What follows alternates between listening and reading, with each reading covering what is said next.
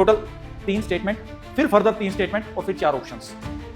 ऐसे में 2 घंटे के समय में पूरे पेपर को पढ़ना और फिर उसको सोल्व करना कहीं ना कहीं नियर टू इम्पॉसिबल था।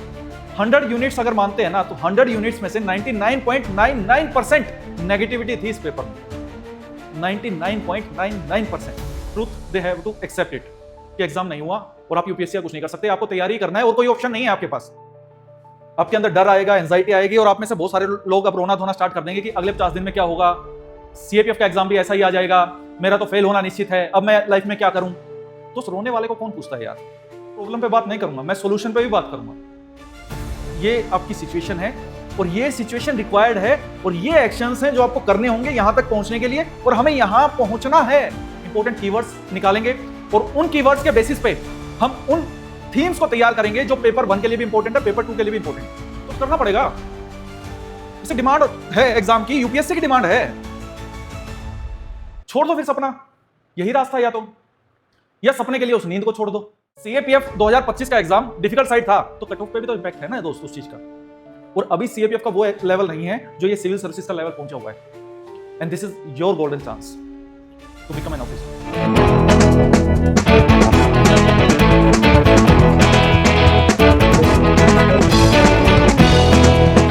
जय हिंद everyone, welcome back to AVKS academy. मैं नवीन शौकंद एवीकेएस के इस प्लेटफॉर्म पे आपका दिल से स्वागत करता हूं। दोस्त 24 मई को मतलब कल ही यूपीएससी सिविल सर्विसेज का एग्जाम हुआ है और पेपर मेरे हाथ में है। ये सिविल सर्विसेज का एग्जाम है और 12 अप्रैल को सीडीएस का एग्जाम हुआ था।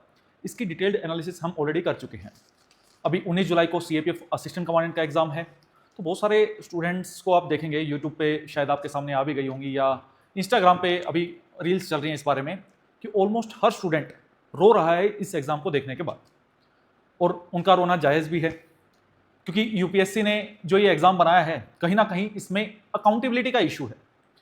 जो लास्ट ईयर की यूपीएससी ने आंसर की डाली थी उसमें भी कुछ क्वेश्चंस गलत जवाब थे, और अब ऐसा पेपर देख के बहुत सारे स्टूडेंट्स के मन में ये डर और एंजाइटी बैठ गया है कि क्या यूपीएससी की तैयारी करना वर्थ इट भी है।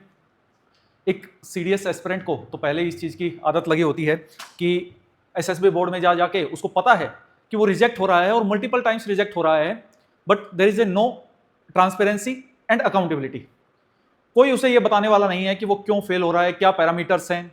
सेम जो आज का हम डिस्कस कर रहे हैं सिविल सर्विसेज का एग्जाम, इसके ऊपर भी किस बेसिस पे ये एग्जाम फ्रेम किया गया और कैसे ये बना, क्या फैक्टर्स थे, क्या पैरामीटर्स थे जिसके बेसिस पे वो स्टूडेंट को जज करना चाह रहे थे। इन सारी चीजों में कोई ट्रांसपेरेंसी नहीं है और एट द एंड यूपीएससी की कोई अकाउंटेबिलिटी नहीं है। जो मेरी एनालिसिस है उसके बिहाफ पे मैं आपको ये बताता हूं कि right now every student is crying. क्यों? क्योंकि टफेस्ट एग्जाम था।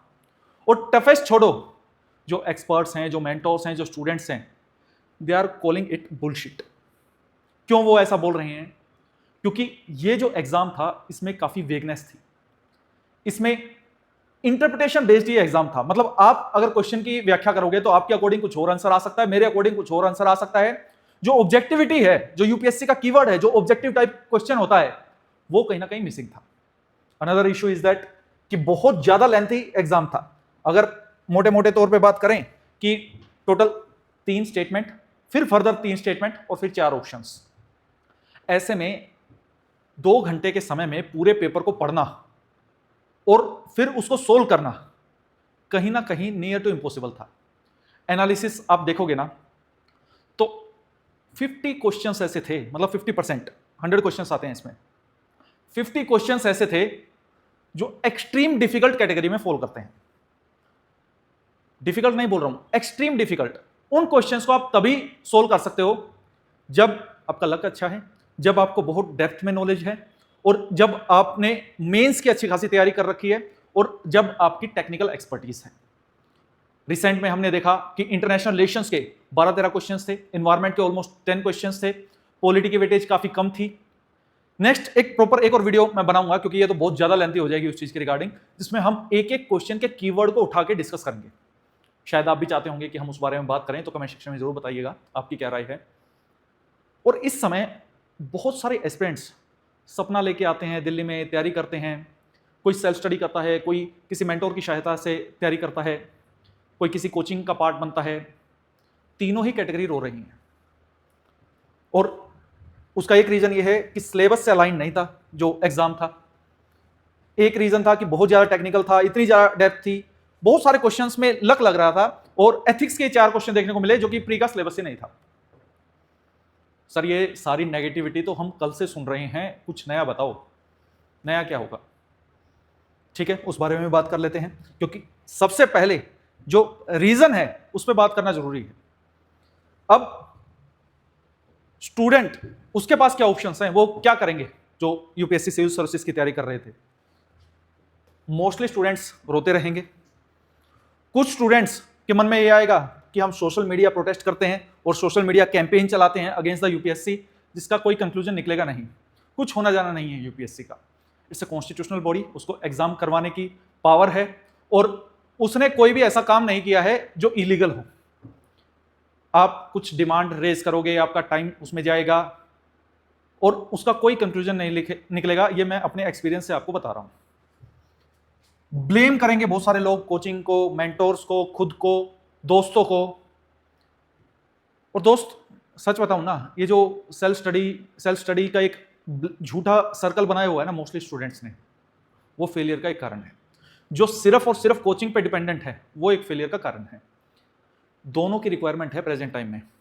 एक मेंटोर, एक बड़े भाई होने के नाते आपको बता रहा हूं कि आप एक सीएपीएफ एस्पिरेंट हैं, आप एक सीडीएस एस्पिरेंट हैं जो सीएपीएफ एग्जाम को टैकल करने जा रहे हैं, या आप एक सिविल सर्विसेज एस्पिरेंट हैं। उस नजरिए से आपको बता रहा हूं कि इन दोनों का साथ चाहिए होगा जब जाके यूपीएससी का एग्जाम निकलेगा। अब जो स्मार्ट कैंडिडेट्स होंगे they will diversify their options. ये पिछले कुछ समय से इस चीज की लहर चल रही थी। Everyone is preparing for the UPSC exams, और they are preparing blindly, irrespective of their judgmental level, their PYQ analysis, their trend, कुछ भी चीजें सिर्फ सोशल मीडिया इन्फ्लुएंस होने के नाते बस यूपीएससी की तैयारी किए जा रहे हैं, और एक रैंडम तैयारी किए जा रहे हैं। और जब उनसे कोई पूछता है कि क्या आपको अपने ऑप्शंस डाइवर्सिफाई करने चाहिए, तो उनके माइंड में एक ही बात आती है, नहीं नहीं, I will become only IAS. Don't be extreme. अब ऑफिसर बनने का सपना देखो, और उसमें भी आपको हिट एंड ट्रायल करते रहना होगा, क्योंकि अदर एक्सपीरियंस आज के समय में job stability is an important part of your life, उसमें कोई डाउट नहीं है। अगर आप एक मैच्योर एस्पिरेंट है, इस बात को बहुत अच्छे से समझेंगे। और दोस्त, अभी जो सिविल सर्विसेज में जो कैंडिडेट्स फेल हुए हैं ना, या जो होंगे जिनका एग्जाम अच्छा नहीं हुआ है, जिनकी एक्सपेक्टेशन शायद इस समय उनको चुभ रही हूं मेरी बातें, अगर वो ये वीडियो सुन रहे हैं, उनको पसंद नहीं आ रहे होंगे मेरी बातें, लेकिन this is the truth, they have to accept it कि एग्जाम नहीं हुआ और आप यूपीएससी का कुछ नहीं कर सकते। आपको तैयारी ही करना है और कोई ऑप्शन नहीं है आपके पास। आप घर से आए हो, इस काम के लिए ही आए हो कि तैयारी मुझे करनी है। कोई सीडीएस के लिए आया है, कोई सीएपीएफ के लिए आया है, या घर पे बैठा तैयारी कर रहा है, फैमिली से टाइम डिमांड कर रहा है। तो अगर आप एक सीडीएस या सीएपीएफ एस्पिरेंट हो, तो अब आप पे क्या इंपैक्ट आएगा इस चीज का? Mostly YouTube videos will give you fear and anxiety. हो सकता है इस वीडियो से भी आ रही हूं, लेकिन मैं इससे सिर्फ प्रॉब्लम पे बात नहीं करूंगा, मैं सॉल्यूशन पे भी बात करूंगा। आपके अंदर डर आएगा, एंजाइटी आएगी, और आप में से बहुत सारे लोग अब रोना धोना स्टार्ट कर देंगे कि अगले 50 दिन में क्या होगा, सीएपीएफ का एग्जाम भी ऐसा ही आ जाएगा, मेरा तो फेल होना निश्चित है, अब मैं लाइफ में क्या करूं। तो रोने वाले को कौन पूछता है यार? मेरा एक ही बिलीव सिस्टम है, try for the best and prepare for the worst. अब मोस्टली एस्पिरेंट्स, देखो आपका दुख जो है वो मैं बहुत अच्छे से समझता हूं। आप क्या, मैं इस सिविल सर्विसेज एस्पिरेंट्स की बात कर रहा हूं जिसने आज एग्जाम लिखा है, आप क्या, आपके टीचर्स भी एग्जाम लिखते ना तो शायद वो भी पास नहीं हो पाते। 100 यूनिट्स अगर मानते हैं ना, तो 100 यूनिट्स में से 99.99% नेगेटिविटी थी इस पेपर में, 99.99%, लेकिन 0.01% पॉजिटिविटी हमको ढूंढनी होगी दोस्त। And this is the life, यही जीवन है और यही जीवन का सत्य है। वो पॉजिटिविटी क्या है? We have to diversify our options in form of state PCS, regulatory body, CAPF assistant commandant examination. और जो ऑलरेडी तैयारी कर रहे हैं जो कैंडिडेट, उनको इस एग्जाम से लर्निंग लेनी है, इंपॉर्टेंट कीवर्ड्स निकालने हैं। नेक्स्ट वीडियो में हम यही करने वाले हैं, इंपॉर्टेंट कीवर्ड्स निकालेंगे और उन कीवर्ड्स के बेसिस पे हम उन थीम्स को तैयार करेंगे जो पेपर 1 के लिए भी इंपॉर्टेंट है, पेपर 2 के लिए भी इंपॉर्टेंट है। दोस्त बिलीव मी, मैंने 5-6 घंटे लगाए हैं इस एग्जाम पे, और सीडीएस एग्जाम पे की ऑलरेडी वीडियो अवेलेबल है 1-1.5 घंटे की। कुछ थीम्स ऐसी थी जो ओवरलैप कर रही थी। इशू बस वेगनेस का था, बहुत ज्यादा डेप्थनेस का था, वरना जो टॉपिक अननोन नहीं थे, टॉपिक मोस्टली नोन थे कि बुद्धिज्म से क्वेश्चन आ रहा है, जैनिज्म से क्वेश्चन आ रहा है, सागरमाला का क्वेश्चन आ रहा है, इंटरनेशनल ऑर्गेनाइजेशन से क्वेश्चन आ रहे हैं, फंडामेंटल राइट का क्वेश्चन हैं, आर्टिकल के क्वेश्चन हैं, लेकिन जो उनका पूछने का तरीका है उसने एग्जाम को बदल दिया, एग्जाम के पैटर्न को बदल दिया, और कहीं ना कहीं इन स्टूडेंट्स के साथ इनजस्टिस हुआ है। I accept this. लेकिन अब क्या रोते ही रही लाइफ में इस चीज को लेके?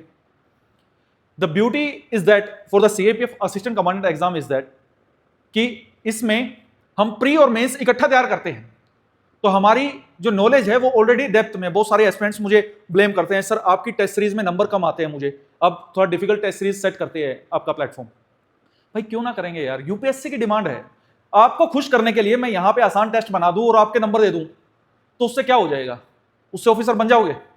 मेरे पास इंटरव्यू देने आते हैं कैंडिडेट्स यूपीएससी में, ये सीएपीएफ का या कोई एसएसबी का कैंडिडेट आता है या कुछ भी आता है, मोस्टली मैं सीएपीएफ में डील करता हूं, तो मैं उसको ये नंबर लिख के भेज दूं, हाँ 110 नंबर हैं आपके और आप बहुत बढ़िया कैंडिडेट है, और जबकि वो अच्छी पर्सनैलिटी नहीं है, उसमें कमियां हैं, या मैं ये करूं कि उसको पहले रियलिटी चेक दूं कि लाइफ में दोस्त ये आपकी सिचुएशन है और ये सिचुएशन रिक्वायर्ड है और ये एक्शंस हैं जो आपको करने होंगे यहां तक पहुंचने के लिए, और हमें यहां पहुंचना है। मैं यहां पे उसको खुश करके भेज दूं, ठीक है 110 नंबर आएंगे, वहां पे 60-70 नंबर आए और फिर मुंह लटका के घूमता रहे। दोस्त ये शॉर्ट टर्म की जो खुशी है ना, वो लॉन्ग टर्म का दुख दे जाती है लाइफ में, और ये जो शॉर्ट टर्म का पेन है ना, वो लॉन्ग टर्म की खुशी दे जाती है लाइफ में। उसी फिलोसफी पे मैं काम करता हूं।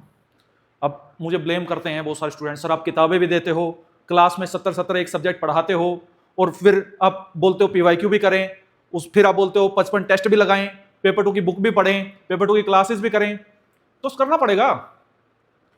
इससे डिमांड है एग्जाम की, यूपीएससी की डिमांड है। छोड़ दो फिर सपना, यही रास्ता है, या सपने के लिए उस नींद को छोड़ दो। ठीक है, एफर्ट तो करने पड़ते हैं देख लाइफ में, रोने से काम नहीं चलेगा, कुछ करने से काम चलेगा। और मेरा अभी ये रहने वाला है नेक्स्ट 50 डेज। मैं रोने वालों में से तो बिल्कुल नहीं हूं, ना मुझे रोने वाले बच्चे पसंद, मुझे काम करने वाले बच्चे पसंद है। और दोस्त बिलीव में, जोर मारते रहो, ईश्वर देख रहा है, सक्सेस जरूर मिलेगी। मेहनत करने वाले की डिले हो सकती है सक्सेस, लेकिन सक्सेस उसको जरूर मिलती है। और ये लाइन गांठ बांध लो इसकी, ट्राई फॉर द बेस्ट। मैं ये नहीं कह रहा पेपर आसान आएगा, इंपैक्ट जानना चाह रहे हो ना, इंपैक्ट ये है कि पेपर सिविल सर्विसेज और सीडीएस के बीच की कैटेगरी का आएगा। सीएपीएफ 2025 का एग्जाम डिफिकल्ट साइड था, तो कट ऑफ पे भी तो इंपैक्ट है ना दोस्त उस चीज का। और अभी सीएपीएफ का वो लेवल नहीं है जो ये सिविल सर्विसेज का लेवल पहुंचा हुआ है, and this is your golden chance to become an officer. तो नेक्स्ट वीडियो में मिलते हैं। अभी करंट अफेयर्स भी पढ़ना स्टार्ट करेंगे, मैराथन वीडियोस भी पढ़ेंगे, पीवाईक्यूज भी लगाएंगे, टेस्ट भी लगाएंगे, कोई बहाना नहीं चलेगा। रात को 3-3 बजे तक आपके साथ मेहनत करने के लिए रेडी हूं। और ये वीडियो जो आज आप देख रहे हैं ना, मैं रात को 11:30 बजे अभी रिकॉर्ड कर रहा हूं, अभी एकेडमी में हूं, और मुझे अभी 1 घंटा और लगेगा यहाँ पे, और उसके बाद मैं घर जाके करंट अफेयर पे काम करूंगा। ये मेरी डेडिकेशन है और मुझे इसमें संतुष्टि मिलती है। अब आपको जो संतुष्टि मिलती है आप वो काम करो, रोने में मिलती है तो रो, और पढ़ने में मिलती है तो पढ़ो। मिलते हैं नेक्स्ट वीडियो में। जय हिंद।